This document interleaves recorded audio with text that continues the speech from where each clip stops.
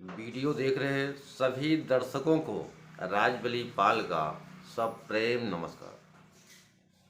मित्रों, आपका अपना चैनल हम सबका चैनल पर हार्दिक स्वागत है। मित्रों, आज का टॉपिक है परमात्मा सबका हिसाब करता है। हम मानव योनि में जब जन्म लेते हैं तो पुराने कर्मों के आधार पर, पुराने संस्कारों के आधार पर हमें मानव जन्म मिलता है। और मानव जन्म लेने के बाद हम कुछ कार्य करते हैं। जाने अनजाने में हमसे बहुत सारी गलतियां होती रहती है, तो उसका हिसाब परमात्मा निश्चित ही करता है।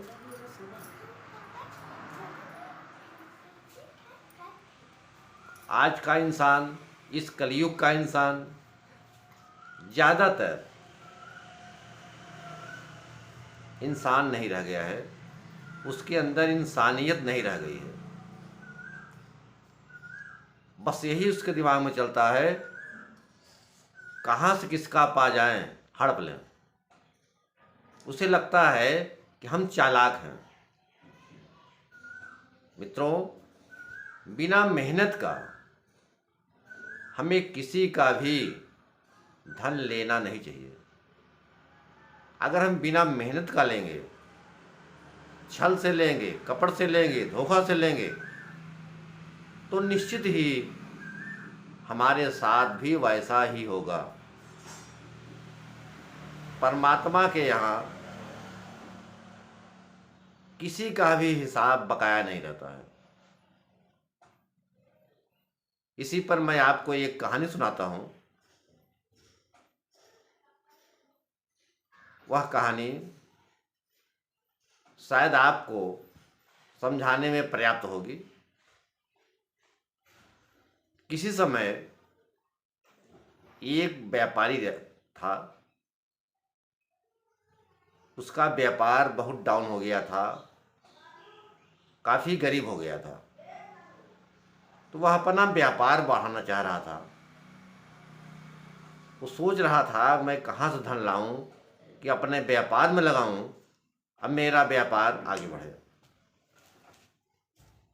उसे एक इंसान मिला जो फोर्स में नौकरी करता था। बीएसएफ, बॉर्डर सिक्योरिटी फोर्स में वह सिपाही था। और संयोग से उसके परिवार में कोई नहीं था। माँ बाप, भाई बहन, बीवी, कोई नहीं था, सिर्फ अकेला ही था। तो वह अपना पैसा कलेक्ट कर रहा था। तो उसकी मुलाकात उस व्यापारी से होती है।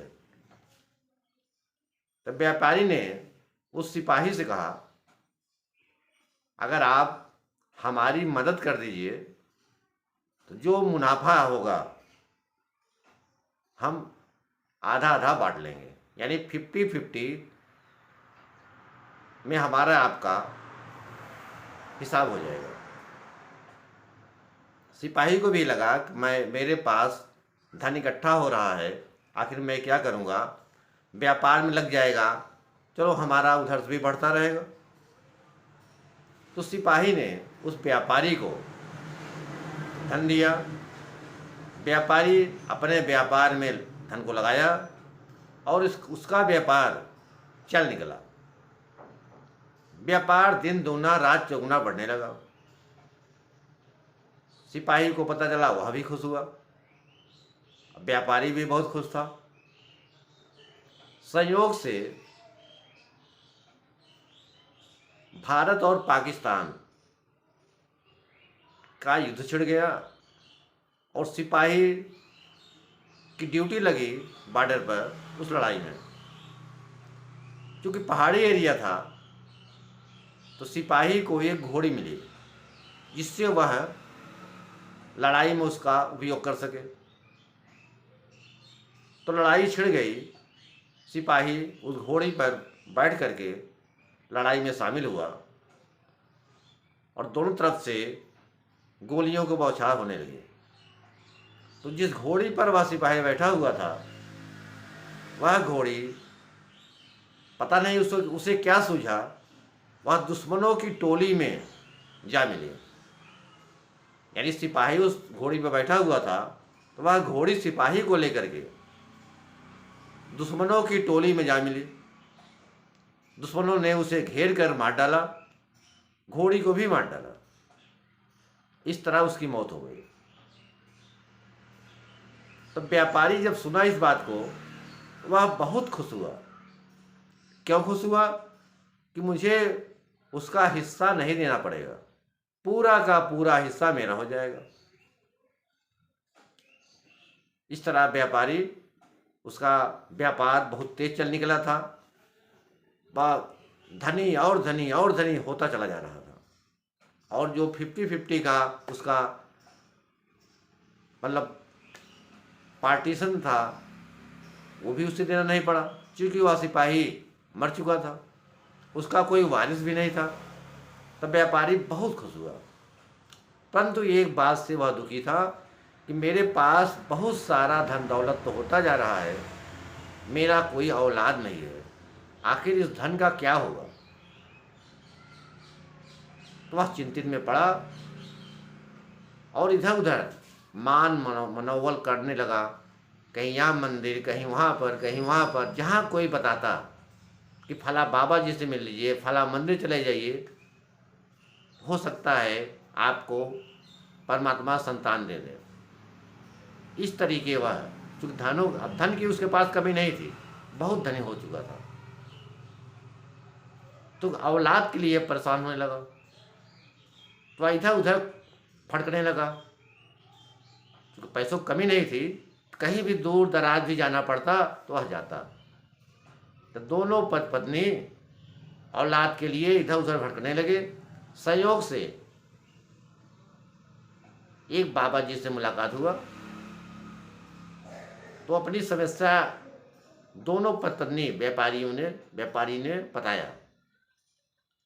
तो अब बाबा जी उसे आशीर्वाद दिए कि जाओ, तुम्हें निश्चित रूप से संतान होगी।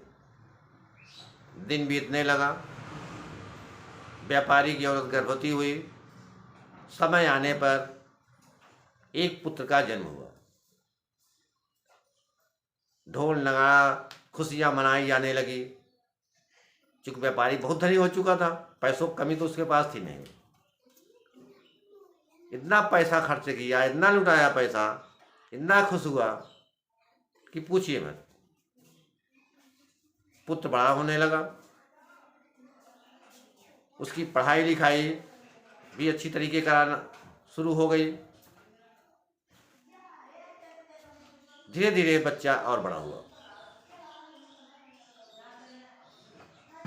बड़ा होते ही उसका शादी ब्याह भी कर दिया गया, उसकी पत्नी भी आ गई। अब व्यापार भी उसका खूब फल फूल रहा था। तो व्यापारी के घर में खुशियां ही खुशियां थी। धन की कमी थी, धन भी हो गया, असीमित धन। औलाद की कमी थी, औलाद भी हो गया। इस समय व्यापारी बहुत खुश था। परंतु हमेशा सुख ही सुख नहीं रहता। हर इंसान के जीवन में दुख और सुख दोनों आते हैं। जैसे रात दिन होता है, हर दिन के बाद रात आती है, हर रात के बाद दिन आती है। अब व्यापारी का बुरा दिन आने वाला शुरू हो गया। उसका जो औलाद था वह बीमार पड़ गया। अब व्यापारी उसके इलाज में पैसा फूकने लगा। तो पैसे कोई कमी थी नहीं, वो भी अपना औलाद था, तो उसे पैसा खर्च करने में दिक्कत नहीं होती थी। बड़े बड़े हकीम डॉक्टर को दिखाना शुरू किया, परंतु उसके बच्चे को राहत नहीं मिल रही थी। जहाँ जो बताता वहाँ पहुँच जाता। बहुत दूर दूर तक जाकर उसने इलाज कराया, परंतु उसका बच्चा ठीक नहीं हुआ। अब उसके दिमाग में टेंशन, चिंता खाई जा रही थी कि बड़े मुश्किल से मुझे औलाद मिला, और वो भी इस तरीके बीमार पड़ा कि उसको आराम ही नहीं मिल पा रहा है। तो इलाज कराते कराते वो थक गया। विदेशों तक भी वह इलाज कराया, पर उसका लड़का ठीक नहीं हुआ। थक हार करके बच्चे को लेकर घर आ गया। उसका बच्चा जैसे कि तैसे बीमारी हालत में ही था। किसी ने बताया कि फला जगह चले जाओ, वहाँ एक वैद्य जी हैं और उनके यहाँ जो भी गया है उनकी दवा से वह ठीक ही हुआ है, तो हो सकता है वहाँ से हमारा बच्चा ठीक हो जाए। तो व्यापारी वहाँ भी लेकर गया। वैद्य जी देखे, नाड़ी पकड़े उसका, 16 आने का उन्होंने दवा दिया। पुराने ज़माने में आना पाई चलता था, तो 16 आने की दवा उन्होंने दिया। व्यापारी उस दवा को लेकर घर आया। घर आने के बाद अपने बेटे को वह दवा पिलाई। दवा पिलाते ही उसका बेटा मर गया। अब व्यापारी ऊपर दुखों का पहाड़ टूट गया। रोना पीटना, बहुत धन दौलत हो और औलाद ना हो तो धन दौलत किस काम का। तब व्यापारी इतना दुखित हुआ, रोना पीटना, इतना व्याकुल हो गया, सीमा के बाहर रोते बिलखते पड़े हुए थे। संयोग से उधर से वही बाबा जो आशीर्वाद दिए थे बेटा होने के लिए, और बेटा हुआ था, संयोग से उसी रास्ते से गुजर रहे थे। तो उन्होंने देखा कि वह व्यापारी रोता बिलखता बेटे के गम में पड़ा हुआ है। तो बाबा जी पूछे, क्या बात है, क्यों व्याकुल हो? तो उसने पूरी कहानी बताया। पूरी कहानी सुनने के बाद बाबा जी ने ध्यान लगाया। ध्यान लगाने के बाद व्यापारी को बताया कि यह जो बेटा है, जो तुम्हारे यहाँ बेटा बन के पैदा हुआ था, यह कोई और नहीं, यह वही सिपाही है जिससे आपने धन उधार लिया था, 50-50 का फायदा देने का वादा किया था।